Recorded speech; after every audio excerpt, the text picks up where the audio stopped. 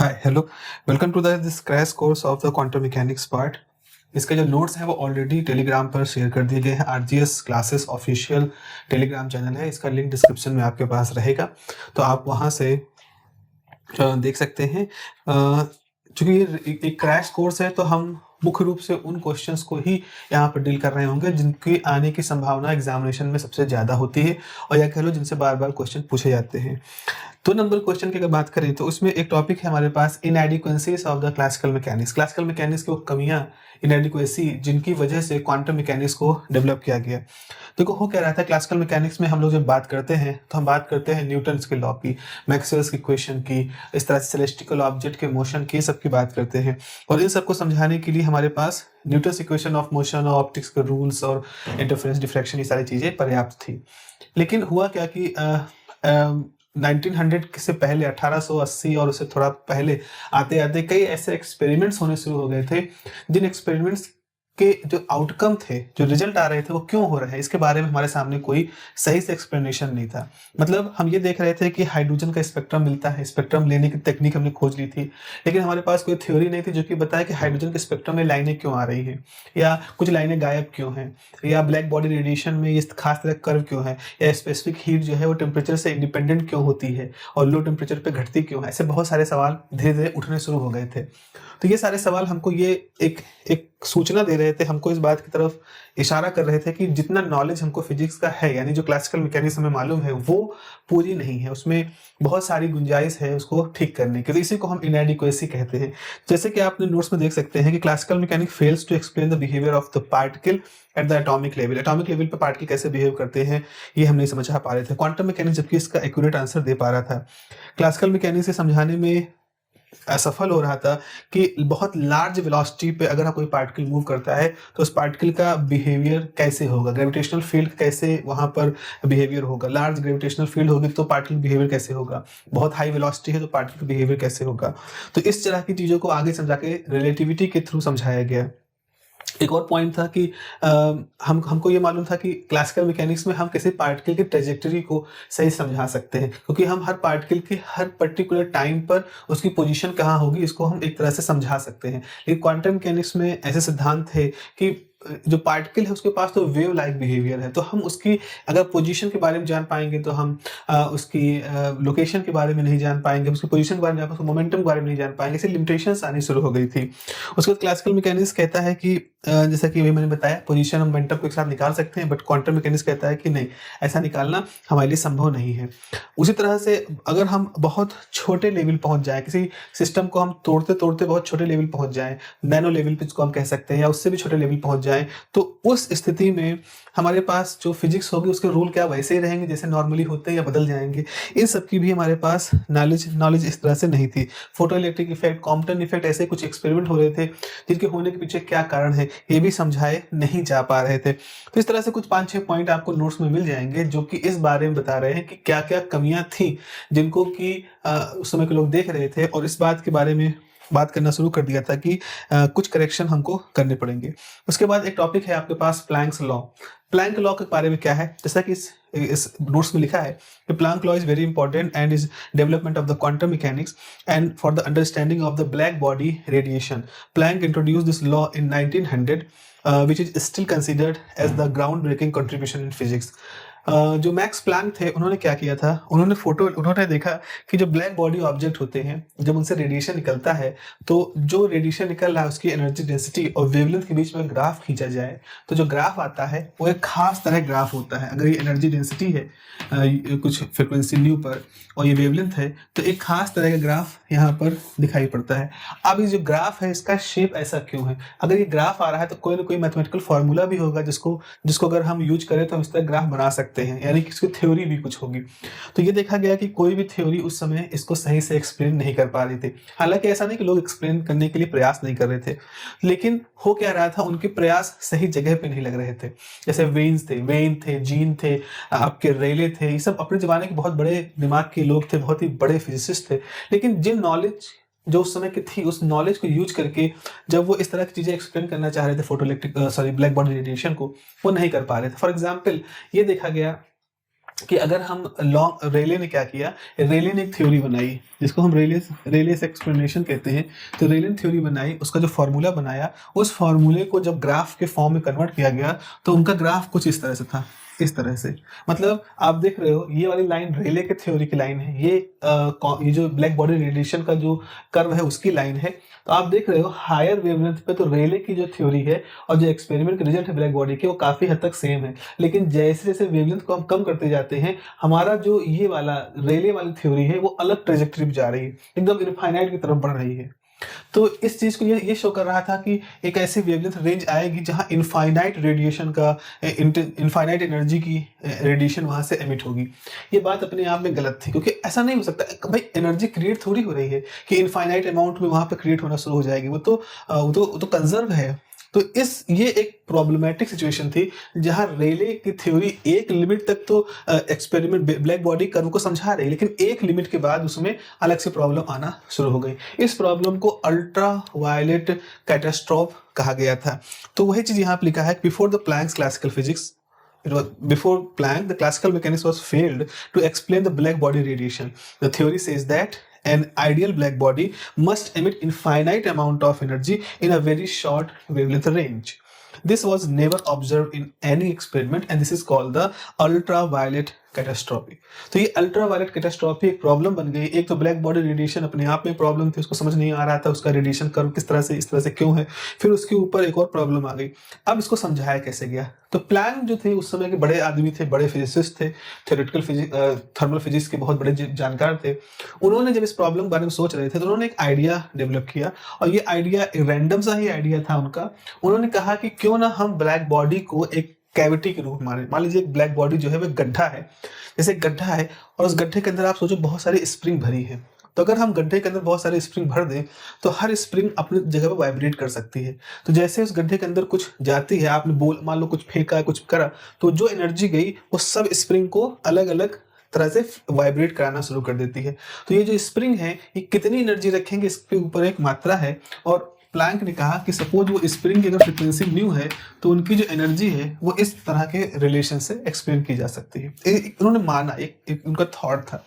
तो this is called the quantization of energy, कि E जो है वो किसी कांस्टेंट एन से n time h nu, 1 h nu, 2 h nu, 3 h nu ऐसे मान ली जाए। तो अब जब ये विचार प्लैंक ने यूज किया और इसके बाद जब उन्होंने थ्योरी प्रपोज की तो उन्होंने एक फार्मूला डेवलप किया, और उनका फार्मूला ये था कि जो एनर्जी डेंसिटी होती है किसी फ्रिक्वेंसी न्यू पर, किसी टेम्परेचर टी पर, उसका फार्मूला होता है 8 pi h nu cube by c cube 1 upon e की power h nu by k T minus 1। ये फार्मूला प्लैंक ने डेवलप किया और इसे कहते हैं प्लैंक का रेडिएशन फार्मूला। प्लैंक का रेडिएशन फार्मूला, ये फार्मूला जब डेवलप किया प्लैंक ने तो फिर इसको उन्होंने प्लॉट किया। जैसे उन्होंने इसको प्लॉट किया तो क्या हुआ, उन्होंने क्या देखा, ये उनको प्लॉट किया तो उनका प्लॉट जो है वो इस तरह से आया। ये मैंने दूसरे रंग की चौक इस्तेमाल करने की कोशिश की है। तो आप देखो जो व्हाइट कलर की लाइन है ये एक्सपेरिमेंट से निकाला गया डाटा है, और जो ये ब्लू कलर की लाइन है ये प्लैंक के इस फॉर्मूले से बनाया गया डाटा है। आप देख रहे हो दोनों बिल्कुल मैच कर रहा है। तो जहां रेले की थ्योरी यहाँ असफल हो जा रही थी, ऐसे वीन की थ्योरी भी एक लो फ्रिक्वेंसी पे तो काम कर रहे थे, लेकिन फ्रिक्वेंसी बढ़ाने पर, लो वेवलेंथ पे काम कर रहे थे, वेवलेंथ बढ़ाने पर वो असफल हो जा रही थी। वहीं दूसरी तरफ प्लैंक का जो फॉर्मूला था ये इस एक्सपेरिमेंटल कर्व को बिल्कुल सही तरीके से एक्सप्लेन कर रहा था। इसका मतलब क्या था, इसका मतलब ये था कि प्लैंक ने एक ऐसा जादुई फॉर्मूला खोज लिया है, एक ऐसी जादुई प्रॉपर्टी खोज ली है आपके इस नेचर की, जिसकी सहायता से हम प्लैंक ब्लैक बॉडी रेडिएशन को समझा सकते हैं। उस समय तक तो ये माना गया कि ठीक है ये एक शायद कुछ यूनिक तरह का बिहेवियर है जो कि ब्लैक बॉडीज के साथ में होता है।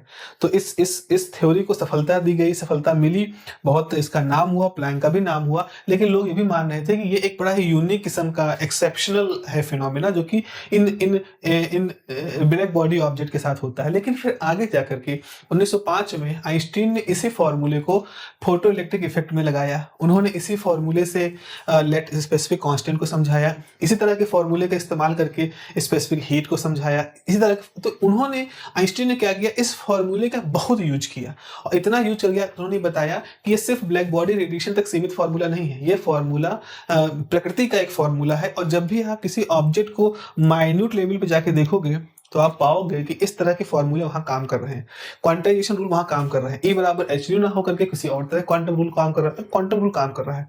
ये अपने जमाने की बहुत बड़ी सोच थी, क्योंकि लोग जो क्लासिकल नजरिए से चीजों को देख रहे थे, अब उन्होंने अपने नजरिए को चेंज करना शुरू किया और जैसे नजरिया बदला, बहुत सारी नई नई चीजें दिखनी शुरू हो गई। इन्हीं नई नई चीजों में एक और सिद्धांत निकल के आता है जिसे कहते हैं wave particle duality, D Broglie's concept of the wave particle duality.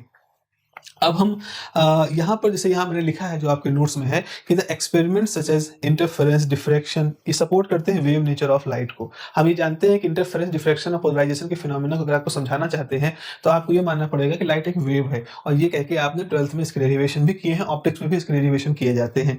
वहीं दूसरी तरफ Compton effect, photo electric effect, इनको समझाने के लिए आइंस्टीन ने फोटो इलेक्ट्रिक इफेक्ट समझाने के लिए कहा कि लाइट जो होती है, जो कि वेव मानी जाती है, हम उसे एक पार्टिकल व्यवहार का माने, तो जो पार्टिकल होते हैं वो फोटो इलेक्ट्रिक इफेक्ट को अच्छे से बिल्कुल सही तरीके से समझा पाएंगे। तो वहां photo electric effect, Compton effect, इनको समझाने के लिए हम क्या मानते हैं, लाइट एक पार्टिकल है। वहीं इंटरफेरेंस, डिफ्रैक्शन, पोलराइजेशन को समझाने के लिए हम क्या मानते हैं, लाइट एक वेव है। अब समस्या क्या है, तो आइंस्टीन कहते हैं देखो ऐसा है, लाइट जो है उसके पास डुअल बिहेवियर है, लाइट के पास डुअलिज्म है। Light can behave as a particle and can behave as a wave, वो ये दोनों चीजों को कहते हैं। तो जब ये बात हो गई तो इसी को देखते हुए डी ब्रोगली ने क्या कहा कि अगर हम प्रकाश के साथ, जिसको मूल रूप से वेव मानते हैं, उसके साथ एक डुअल नेचर दिखा सकते हैं, तो क्या ऐसा नहीं हो सकता कि पार्टिकल से इलेक्ट्रॉनिक पार्टिकल के रूप हमारे सामने है, क्या वो पार्टिकल होने के साथ साथ क्या वेव नेचर नहीं रख सकता? तो कहने का मतलब है कि जहां आइंस्टीन प्रकाश को प्रकाश उसको तरंग माना जाता था, उसको एक पार्टिकल बिहेवियर के साथ बता रहे थे, वहीं उसका उल्टा सोच रहे थे डी ब्रोगली। वो कह रहे थे कि जिसको हम पार्टिकल मानते हैं, क्या उसको हम तरंग व्यवहार ऐसा नहीं दिखा सकते? ये एक विचार, अगेन ये भी एक बहुत ही क्रांतिकारी विचार था, लेकिन उस समय से ऐसा कोई एक्सपेरिमेंट नहीं था जिसको इसको दिखा सकता, तो उसको हम शुरुआती हाइपोथेसिस मानते हैं। तो क्या कहते हैं डी ब्रोगली, वो कहते हैं with every moving microscopic particle, जो माइक्रोस्कोपिक पार्टिकल होते हैं उनके लिए खास तौर पर हम इसको एक्सपेरिमेंटली देख सकते हैं। With every moving microscopic particle a wave nature is always associated, उसके साथ एक तरंग व्यवहार हमेशा जुड़ा होता है। अब जो तरंग व्यवहार होता है इसको हम मैटर वेव कहते हैं। तो फॉर्मूला दिया गया lambda is equal to h upon v. इस फॉर्मूले में खास बात देखो, पी बराबर क्या होता है, एम इंटू वी। अब मास किसका गुण है, मास वेव का गुण नहीं। हम वेव के लिए मास नहीं कहते कि हम जो बोल रहे हैं बताओ उसका वजन कितना है, एक घंटे में हमने कितने किलो बात की, हम ऐसा नहीं कहते कि वेव है ये, वेव का मास नहीं होता। वेव की वेवलेंथ होती है, वेव की फ्रीक्वेंसी होती है, वेव में एनर्जी होती है, उसको आप मेजर कर सकते हो, फ्रीक्वेंसी मेजर कर सकते हो, वेवलेंथ मेजर कर सकते हो, बट मास मेजर नहीं करते हो। मास किसका मेजर करते हो, मास ऐसे एलिमेंट का मेजर करते हो उसके अंदर कुछ अपनी कुछ संरचना होती है, कुछ उसका स्पेसिफिक आकार होता है, जैसे चौक है, इसका हम मास मेजर कर सकते हैं। तो mass is the property of the particle. तो यहाँ मोमेंटम जो है ये किसकी व्यवहार को दिखा रहा है, ये पार्टिकल होने के व्यवहार को दिखा रहा है, लेकिन वेवलेंथ किसके व्यवहार को दिखा रहा है, ये वेव होने के व्यवहार को दिखा रहा है।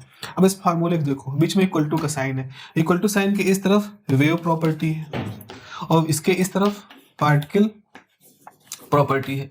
तो वेव प्रॉपर्टी है, पार्टिकल प्रॉपर्टी है, दो तरह की प्रॉपर्टी है। और ये वो फॉर्मूला है जो डी ब्रोगली के इस कॉन्सेप्ट को बताता है कि वेव लाइक प्रॉपर्टी और पार्टिकल लाइक प्रॉपर्टी आपस में रिलेट होती हैं। हर मूविंग माइक्रोस्कोपिक पार्टिकल के साथ एक वेव प्रॉपर्टी जुड़ी हुई होती है। तो जो बात वो शब्दों में कह रहे थे वो इस तरह से फॉर्मूले के रूप में भी हम लिख सकते हैं। इसे कहते हैं डी ब्रोगली रिलेशन। अब यहाँ पे इस तरह के रिलेशन कई फॉर्म आते हैं। जैसे आपको मालूम है कि एनर्जी जो होती है उसका फॉर्मूला होता है p²/2m। तो इस हिसाब से p की वैल्यू क्या निकल के आएगी, p की वैल्यू निकल के आएगी √2me। अगर हम इसे क्रॉस मल्टीप्लाई कर दें तो यहाँ से लेमडा की वैल्यू क्या हो जाएगी, h/√2me। देख रहे हैं कैसे किया आपने, क्या किया, p की वैल्यू को यहाँ पर रख दिया। तो जैसे p की वैल्यू रखोगे तो लेमडा बराबर h/√2me आ जाएगा। दूसरा तरीका ये हो सकता है, अगर हम कहें जो एनर्जी है ये थर्मल एनर्जी है 3/2 kT। एक कोई पार्टिकल है 3 डायमेंशनली मूव कर सकता है, 3 डिग्री ऑफ फ्रीडम है, तो इक्विपार्टीशन थ्योरम के हिसाब से उसकी एनर्जी 3/2 kT होगी। तो अगर इसके हिसाब से रखें एक थर्मल एनर्जी, एक पार्टिकल इसके पास थर्मल एनर्जी है, तो लेमडा की वैल्यू क्या हो जाएगी, h/2m 3/2 kT, 2 कट जाएगा तो h/√3m kT, तो lambda is equal to h/√3m kT आ जाएगा। एक और कंडीशन हो सकती है कि मान लो हमारे पास जो पार्टिकल है वो एक चार्ज पार्टिकल है, इलेक्ट्रॉन है, और जो इलेक्ट्रॉन है ये मूव कर रहा है, ये इसके पास कुछ एनर्जी है जिसकी एनर्जी से मूव कर रहा है। तो इसकी अगर चार्ज पार्टिकल है तो इसको v पोटेंशियल दिया गया है, तो v पोटेंशियल में रखा है चार्ज पार्टिकल, तो v पोटेंशियल की वजह से चार्ज पार्टिकल मूव कर रहा है, उसकी एनर्जी कितनी हो जाती है, E हो जाती है। तो अगर चार्ज पार्टिकल है तो फॉर्मूला कैसा हो जाएगा, lambda is equal to h/E की जगह पे आप क्या रखोगे, 2m q × v। आपने क्या किया, इस E की जगह पर Q × V रख दिया। तो हमारे पास कितने तरह के फॉर्मूले हो गए। एक तो फॉर्मूला ये होता है h/mv, लैम्डा बराबर h/mv, ऐसे लिखो, P की जगह पे mv रख दो, या लिख दो h/p, ये लिख सकते हो, या lambda is equal to h/√2m ये लिख सकते हो, या lambda is equal to h/3m kT लिख सकते हो, या lambda is equal to h/2m qv आप लिख सकते हैं। तो इस तरह से अलग अलग तरीके से हमारे पास फॉर्मूले हैं। अब इस पे जुड़े हुए कुछ छोटे छोटे न्यूमेरिकल जो आपके पूछे गए हैं आपसे, वो भी आपको यहाँ पर मिल जाएंगे नोट्स में, ये आपके पास है।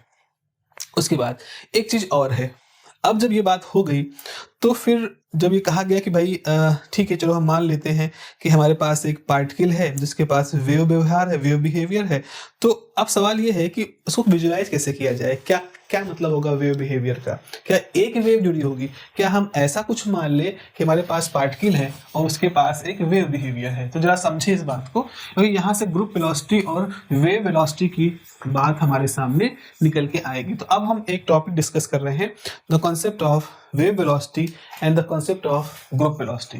तो एक हमें बात करनी है वेव वेलोसिटी की, हमें कहना है वेव वेलोसिटी क्या होता है, इसको वीपी कहते हैं, और उसके बाद फिर हम बात करेंगे ग्रुप वेलोसिटी की कि ग्रुप वेलोसिटी क्या होती है। तो ग्रुप वेलोसिटी का फॉर्मूला होता है वीजी, ये क्या होता है। एक बात को जरा सोचो, अगर आपने कहा हर पार्टिकल के साथ एक वेव व्यवहार, वेव बिहेवियर जुड़ा होता है, तो इस चीज को कैसे हम कह सकते हैं, हम ये कह सकते हैं कि मान लो पार्टिकल है, जो पार्टिकल चलना शुरू करता है तो एक वेव उसके साथ जुड़ जाती है, वो वेव के फॉर्म में कन्वर्ट हो जाता है। तो इस वेव को हम कैसे लिख सकते हैं, y बराबर a sin kx minus omega T, इस तरह से किसी भी तरंग को लिखा जाता है। इसमें ये हिस्सा तो मैग्नीट्यूड होता है और ये हिस्सा जो होता है वो क्या होता है, ये फेज होता है। वेव जो प्रोपोगेट करती है, चलती है, तो हम ये भी जानते हैं कि समय बदलता है, जगह बदलती है, लेकिन फेज हमेशा कांस्टेंट होता है। तो अगर हमारे पास फेज कांस्टेंट है तो के x minus omega T constant हो जाएगा। तो चलो इसको हम ऐसे कर सकते हैं कि डिफरेंशिएट कर दें तो के डी एक्स हो जाएगा, ओमेगा डी टी हो जाएगा। क्यों ऐसा हो रहा है, क्योंकि जगह बदल रही है तो एक्स चेंज हो रहा है, टाइम बदल रहा है तो डी टी चेंज हो रहा है, फ्रीक्वेंसी सेम है, के सेम है। तो अगर हम इसको ऐसे लिखेंगे तो के डी एक्स बराबर ओमेगा डी टी होगा, तो यहाँ से D x by D T बराबर ओमेगा बाई के होगा। D x by D T velocity होती है, तो फेज वेलोसिटी बराबर हो जाएगी ओमेगा बाई के। ये फॉर्मूला निकाला गया कि वीपी जो होता है वो ओमेगा बाई के होता है। तो ओमेगा बाई के क्या है, किसी वेव की फेज वेलोसिटी होती है। फिर क्या हुआ, जब इसको फर्दर और एक्सप्लोर किया गया, इसको फर्दर और कई कई तरीकों से देखा गया, तो पाया गया कि ये जो लॉ है, ये जो फॉर्मूला है, ये फॉर्मूला अपने आप में एक खास कंडीशन में थ्योरी ऑफ रिलेटिविटी को सपोर्ट नहीं करता, जो कि उस समय तक एक वेल एस्टेब्लिश थ्योरी बन चुकी थी। आइंस्टीन की थ्योरी ऑफ रिलेटिविटी जो थी, वो जब तक ये सब चीजें 1926 तक आते आते जब डेवलप हो रही थी चीजें, तब तक एक वेल एस्टेब्लिश थ्योरी थी। आइंस्टीन वाज ऑलरेडी बहुत बड़े वैज्ञानिक हो चुके थे। तो अब ये तो नहीं कहा जा सकता है कि भाई ये फॉर्मूला सही है, आइंस्टीन की थ्योरी गलत है, क्योंकि बहुत ज्यादा एक्सपेरिमेंट से वो प्रूफ हो चुकी थी। अलग अलग तरह के प्रयोग जो उसको गलत साबित करने के लिए हो रहे थे, वो उसको गलत नहीं साबित कर पा रहे थे। तो ये एक तरह से स्टैब्लिश हो चुका था कि theory of relativity is a well establish theory, उसमें कोई फ्लॉ नहीं है, वो ठीक है। तो अगर वो ठीक है तो फिर इस पूरे प्रॉब्लम में भी तो कोई प्रॉब्लम नहीं दिख रही, सब कुछ फॉर्मूले के साथ चल रहा है। तो इसमें श्रोडिंगर आते हैं और श्रोडिंगर कहते हैं कि इस पूरे आइडिया में प्रॉब्लम मैथमेटिक्स में नहीं है, प्रॉब्लम हमारे आइडिया में है, सोचने में, समझने में है। उनका ये कहना था कि हम ये क्यों मान रहे हैं कि एक पार्टिकल है तो वो एक वेव को बिलोंग कर रहा है। ऐसा भी हो सकता है कि एक पार्टिकल हो और उस पार्टिकल के साथ ऐसी बहुत सारी वेव हो या वेव का एक गुच्छा हो। अब जब ये माना गया कि आप एक पार्टिकल के साथ एक वेव न मान करके वेव का गुच्छा माने, तो क्या हुआ, तो फिर आगे श्रोडिंगर और उनके साथ के लोग कहते हैं, उनके समकालिक लोग कहते हैं कि भाई बहुत सारे तरंगे जो बहुत कम अंतर की वेवलेंथ वाली हैं, बहुत कम अंतर की फ्रिक्वेंसी वाली हैं, जब वो एक जगह पर रहेंगी तो वो आपस में इंटरफेयर कर जाएंगी, बिल्कुल इंटरफेयर कर जाएंगी। तो ये जो तरंगों गुच्छा है ये अल्टीमेटली इंटरफेयर कर जाता है और इस तरह का एक स्ट्रक्चर बनाता है, एक इस तरह का स्ट्रक्चर बन जाता है और इस स्ट्रक्चर को हम नाम देते हैं wave packet, PACKET, wave packet. तो पैकेट क्यों कह रहे हैं? क्योंकि आप ये कह रहे हो हमारा पार्टिकल जो है वो इस तरह के नंबर ऑफ वेव्स के साथ जुड़ा हुआ है और ये सारी वेव एक पैकेट को बना रही है। तो जब भी पार्टिकल की वेलोसिटी होगी v, वही इस पूरे पैकेट की वेलोसिटी होगी vg। तो ये ना माना जाए कि एक पार्टिकल के साथ केवल एक वेव जुड़ी है, बल्कि ये माना जाए कि एक पार्टिकल के साथ तरंगों का पूरा गुच्छा जुड़ा हुआ है और वो गुच्छा जो होता है गुच्छे के रूप में नहीं है बल्कि वो पैकेट के रूप में है। चूंकि तरंगे आपस में इंटरफेयर कर गई हैं, एक वेव पैकेट बना लिया है।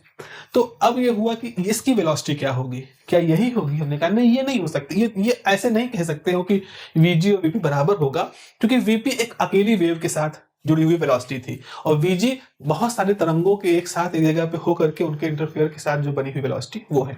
तो ये अब इसकी वैल्यू क्या दी गई? तो मैथमेटिक्स के थ्रू ये बताया गया कि vg की वैल्यू जो है वो होगी d ओमेगा बाई डी के। तो आप देख रहे हो vp जो है जहां अकेली वेव है उसकी फ्रिक्वेंसी और उसके वेव नंबर का रेशियो है, वही vg जो है वो जो तरंगों का समूह है उनमें जो डिफरेंस है फ्रिक्वेंसी का वो d ओमेगा और जो वेव नंबर का डिफरेंस है डी उसके रेशियो बराबर है। तो इस तरह से vg और vp में एक एक एक डिफरेंस आपको यहाँ पर दिख रहा है। तो ये है ग्रुप वेलोसिटी और वेव वेलोसिटी का। बच्चों इसके साथ हमने कुछ न्यूमेरिकल जो छोटे छोटे पूछे आते हैं आपसे वो यहाँ पर लिख रखे हैं नोट्स में, उनको आप प्लीज देखिएगा। और पुराने जो मेरे वीडियो हैं जिसमें कि थोड़ा लंबे लंबे हमने डिस्कशन किए हैं वो भी, उसमें भी वो चीजें हैं। तो आप थोड़ा स्पीड में करके 1.5 और 2 कैसे भी स्पीड करके आप उसको भी देख सकते हैं। अब आते हैं हम अगले हिस्से पे। ये जो वेव पैकेट होती है, ये वेव बिहेवियर हो, ये सारा व्यवहार जो होता है इसको समझाया कैसे जाए? इसको समझाने के लिए, इसकी मैथमेटिक्स करने के लिए फिर क्या हुआ, एक श्रोडिंगर ने ही एक फंक्शन को यूज किया जिसको कि वेव फंक्शन कहते हैं। वेव फंक्शन क्या होता है? वेव फंक्शन किसी पार्टिकल के पूरे व्यवहार को बताने वाला एक गुण होता है। और उस समय तक ये भी स्टेब्लिश हो गया था कि क्वांटम मैकेनिक्स जो है इसका नेचर क्लासिकल मैकेनिक्स से अलग है। क्लासिकल मैकेनिक्स जहां डिटर्मिनिस्टिक है वहीं क्वांटम मैकेनिक्स प्रोबेबिलिस्टिक है। कहने का मतलब क्या है? क्लासिकल मैकेनिक्स में हम ये कहते हैं हर चीज को डिटरमाइन कर सकते हैं। अगर हमें कोई चीज नहीं मालूम चल रही है उसका कारण ये है कि हमारे एक्सपेरिमेंट की सीमाओं में कमी है। तो अगर हम उन सीमाओं को दूर कर दें, उन सीमाओं से ऊपर उठ जाएं, उनको और प्यूरिफाई कर लें, तो हम हर चीज को कैलकुलेट कर सकते हैं। We can determine each and everything by the observations. लेकिन क्वांटम मैकेनिक्स कहता है ऐसा नहीं है। क्वांटम मैकेनिक्स कहता है कि बहुत सारे इंफॉर्मेशन हमारी पहुंच में ही नहीं है, हम कुछ भी कर ले, हम उसके बारे में कुछ भी कभी भी जान नहीं सकते, या किसी एक समय में अगर उसका एक हिस्सा हम जान पा रहे होंगे तो कहीं ना कहीं दूसरी तरह की इंफॉर्मेशन उसकी हमसे दूर हो रही होगी। ये बात सुनने बड़ी अजीब सी लगती है कि ऐसा कैसे हो सकता है? अगर हम चाहें, हम मेजर करें, हम बहुत ही अपने आप को एक्यूरेट रखें, अटेंटिव रहें, तो हम क्यों नहीं निकाल सकते हर चीज? बस यही क्वांटम मैकेनिक्स कहते हैं कि नहीं भाई, आप नेचर के लॉ के साथ नहीं छेड़छाड़ कर सकते हो। और इसी जुड़ा हुआ अनसर्टेनिटी प्रिंसिपल जो कहता है किसी माइक्रोस्कोपिक पार्टिकल का आप पोजीशन निकालने जाओगे एक इंस्ट्रूमेंट से, तो द मोमेंट आप उसकी पोजीशन में एक्यूरेसी ला रहे होगे, आप उसकी मोमेंटम की जानकारी से दूर हो रहे होगे, अनसर्टेनिटी उसमें बढ़ रही होगी। अगर आप उसी समय उसी इंस्ट्रूमेंट से उसके मोमेंटम को बहुत ही एक्यूरेटली नाप रहे होगे तो आप उसकी पोजीशन की जानकारी से दूर हट रहे होगे। इस तरह की जब प्रोबेबिलिस्टिक थॉट चलना शुरू हुआ, हालांकि अगर आप फाउंडेशन ऑफ क्वांटम मैकेनिक्स को देखें तो इसमें बहुत सारे डिस्कशन भी रहा, उसमें आइंस्टीन के साथ बोहर का एक बहुत ही डिबेट रहा, बहुत एक तरह से क्लासेस ऑफ थॉट रहे। फिलहाल हमको ये समझना है कि धीरे धीरे एक्सपेरिमेंट के थ्रू, मैथमेटिक्स के थ्रू, जो बोहर के स्कूल था, बोहर के मत वाले लोग थे, वो लोगों का विचार बढ़ना शुरू हुआ कि क्वांटम मैकेनिक्स एक प्रोबेबिलिस्टिक बिहेवियर रखता है। तो जो प्रोबेबिलिस्टिक बिहेवियर रखता है तो फिर हम उस प्रोबेबिलिस्टिक बिहेवियर को कैसे समझाएं? तो उस समय एक फंक्शन की बात शुरू हुई और उस फंक्शन को हम नाम देते हैं wave function. This is called the wave function. इसको हम वेव फंक्शन कहते हैं। अब सवाल यह है कि वेव फंक्शन बताता क्या है? जैसे तक मैंने लिखा है आपको आपके नोट्स में, every wave is always represented by some kind of periodic quantity. बिल्कुल, इलेक्ट्रोमैग्नेटिक वेव हो चाहे साउंड वेव हो, कोई ना कोई पीरियोडिक क्वांटिटी से उसको समझाया जाता है। In case of matter wave, the quantity that change periodically is called the wave function. It is represented by symbol psi and it is associated with the matter wave. Wave function is not a direct observable quantity and has no direct physical significance. आप कहोगे wave function क्या बताता है, तो हम कहेंगे भाई wave function क्या बताता है ये हम नहीं बता सकते, because wave function is many times a complex quantity. Being a complex quantity इसका कोई फिजिकल सिग्निफिकेंस हम सीधे तौर से नहीं निकाल सकते, लेकिन इतना तय है कि अगर हम वेव फंक्शन को उसके कॉम्प्लेक्स कॉन्जुगेट से मल्टीप्लाई कर देंगे, फंक्शन है ये इसका कॉम्प्लेक्स कॉन्जुगेट है, तो जब हम इसको मल्टीप्लाई कर देते हैं तो ये जो मल्टीप्लिकेशन है ये क्या हमें दिखाता है, ये हमें प्रोबेबिलिटी के बारे में बताता है, प्रोबेबिलिटी के बारे में हमको ये सही से बताता है। तो यहाँ पर हम कह सकते हैं कि Sai Sai star is related with the probability of finding the particle at a given location at a given instant of time, ये हमें बताता है। तो यहाँ से हमारे सामने पहली बार एक विचार निकल के आता है कि जो वेव फंक्शन है इसका फिजिकल मीनिंग क्या हो सकता है। और ये सारी बात हमको कौन बता रहे थे, ये बात हमको बता रहे थे max born, another German physicist like max Planck. Max born इस बात को समझा रहे थे। अब जरा समझे, अगर हम चाह रहे हैं, जैसे हमारे पास एक कोई बॉक्स है, इस बॉक्स में हमने बहुत सारे छोटे छोटे हिस्से बना रखे हैं, कोई पार्टिकल यहाँ मूव कर रहा है, हम चाह रहे हैं ये जानना कि इस पार्टिकल का इस वॉल्यूम डीवी वॉल्यूम में कितना प्रोबेबिलिटी है, यहाँ रहने की प्रोबेबिलिटी कितनी है। तो आपको क्या करना है, साई साई स्टार को डीवी से मल्टीप्लाई कर दोगे, तो ये जो प्रोबेबिलिटी होगी ये क्या बताएगी, ये पार्टिकल के इस पर्टिकुलर हिस्से में आने की प्रोबेबिलिटी बताएगी। तो अगर आपने वेव फंक्शन कैलकुलेट किया, कॉम्प्लेक्स कॉन्जुगेट साथ मल्टीप्लाई किया, इसकी वैल्यू 0.2 आई, तो इसका मतलब है 20% संभावना है कि जिस समय आप ये ऑब्जर्वेशन कर रहे हो पार्टिकल इस वॉल्यूम में होगा। लेकिन इतना तो पक्का है ना कि पार्टिकल इस बॉक्स के अंदर ही है, तो हो सकता है यहाँ पे पार्टिकल पाए जाने की संभावना 20% है, 80% वो है कहीं भी हो सकता है। लेकिन अगर हम कहें इस पूरे बॉक्स में पार्टिकल की पाए जाने की संभावना क्या है, तो आप क्या करोगे, आप इंटीग्रेट कर दो पूरे वॉल्यूम पर साई स्टार साई को डीवी के साथ, ये हमेशा 1 आएगा। ये क्या दिखा रहा है, ये 1 ये दिखा रहा है कि पार्टिकल निश्चित रूप से इस बॉक्स के अंदर ही कहीं ना कहीं है। तो इस कंडीशन को, ये जो मैथमेटिकल कंडीशन हमारे सामने आ रही है, इस मैथमेटिकल कंडीशन को हम कहते हैं नॉर्मलाइजेशन कंडीशन। जो वेव फंक्शन या कोई वेव फंक्शन जो इस इंटीग्रल इक्वेशन को सेटिस्फाई करता है, इस इंटीग्रल इक्वेशन को फुलफिल करता है, उस वेव फंक्शन को हम नाम देते हैं नॉर्मलाइज्ड वेव फंक्शन। तो जब आप किसी पार्टिकल के लिए कोई वेव फंक्शन कैलकुलेट करने जाओगे तो उसके साथ कुछ शर्तें होनी चाहिए। जैसे साई है, साई हमेशा फाइनाइट होना चाहिए, क्योंकि साई प्रोबेबिलिटी के साथ जुड़ा हुआ है और प्रोबेबिलिटी एक फाइनाइट नंबर होता है। प्रोबेबिलिटी की मैक्सिमम वैल्यू 1 हो सकती है जो कि बताती है कि हाँ 100%, प्रोबेबिलिटी की मिनिमम वैल्यू 0 हो सकती है जो बताती है बिल्कुल नहीं, वहाँ नहीं है। तो उसकी वैल्यू 0 से 1 के बीच में फ्लक्चुएट करती रहती है। तो फाई जो है उसकी वैल्यू फाइनाइट होनी चाहिए ताकि उसकी प्रोबेबिलिटी निकाले तो प्रोबेबिलिटी फाइनाइट आए। उसके साथ और भी है कि जो साई है वो सिंगल वैल्यूड होना चाहिए। सिंगल वैल्यूड होने का मतलब है कि किसी पर्टिकुलर समय जब आप ऑब्जर्वेशन करने जाओ तो साई केवल एक वैल्यू आपको मालूम होनी चाहिए।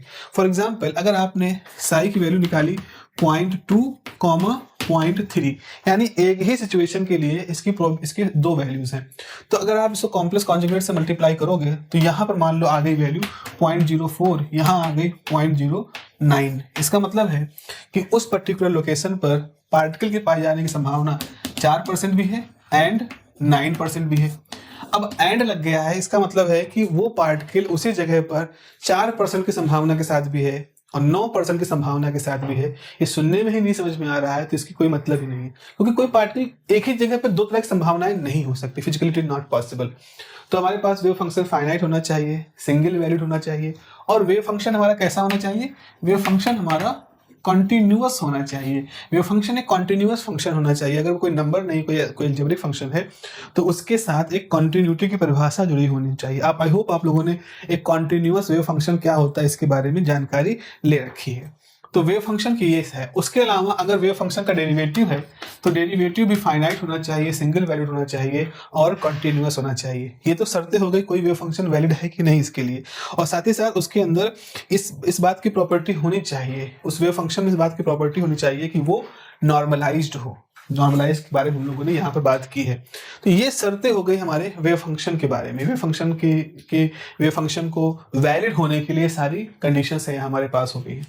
अब एज अ आखिरी में जो आपसे पूछा जाता है इसका टॉपिक में, वो पूछते हैं कि श्रोडिंगर इक्वेशन के बारे में लिखिए। भाई श्रोडिंगर इक्वेशन क्या होती है, श्रोडिंगर इक्वेशन के बारे में आप बताएं। श्रोडिंगर इक्वेशन क्या थी? देखो ऐसा था कि जब हमने मान लिया कि एक मैटर है, एक पार्टिकल है, पार्टिकल जब मूव करता है तो उसके साथ उसका तरंग व्यवहार जुड़ जाता है आकर के। अब इस चीज को हम गणित के फॉर्म में कैसे बताएं, मैथमेटिकली इसको कैसे समझाया जाए? तो इसको मैथमेटिकली समझाने के लिए एल्विन श्रोडिंगर ने 2 इक्वेशन डिराइव की थी जिनको कि हम श्रोडिंगर इक्वेशंस कहते हैं। इसको मैं इसके इसके जिसको मैं वीडियो जो जिसमें मैंने बहुत अच्छे से इसको समझाया है, ज़्यादा लंबा वीडियो नहीं है, उसका लिंक मैं डिस्क्रिप्शन में डाल दूँगा। आप प्लीज़ जाकर के उसको देखें, उस वीडियो को, और साथ ही साथ जो नोट्स मैंने दिए हैं, उन नोट्स को भी एक बार अपने हाथ से वर्कआउट करें। जस्ट ट्राई टू थिंक कि उसमें क्या लिखा है, उसके लॉजिक क्या है। तो आप उस वीडियो को देखो, चाहे पहले नोट्स पढ़ो, चाहे पहले नोट्स पढ़ो, फिर वीडियो देखो, जैसा भी आप समझ पाओ उसको करो। एक बार जब आप उसे करके देखोगे तो आप पाओगे कि आपकी समझ जो है इस श्रोडिंगर इक्वेशन में थोड़ी-सी और अच्छे से बढ़ चुकी है। तो मेरा आपको सलाह ये है कि आप एक बार ज़रूर उस हिस्से को देखिएगा, ताकि आप इसको अच्छे से और अच्छे से रिवाइज़ कर सकें। और इसके साथ इसका एप्लीकेशन भी पार्टिकल इन बॉक्स का है, नोट्स में भी दिया गया है, वीडियो में भी दिया गया है। आप उनको देखेंगे तो आपको बहुत कुछ क्लियर हो जाएगा। चलिए फिर इतना ही यहाँ पर रखते हैं। This is almost all the favourite important topic of the quantum mechanics. Okay, चलिए मिलते हैं फिर। Have a nice day, take care, bye bye.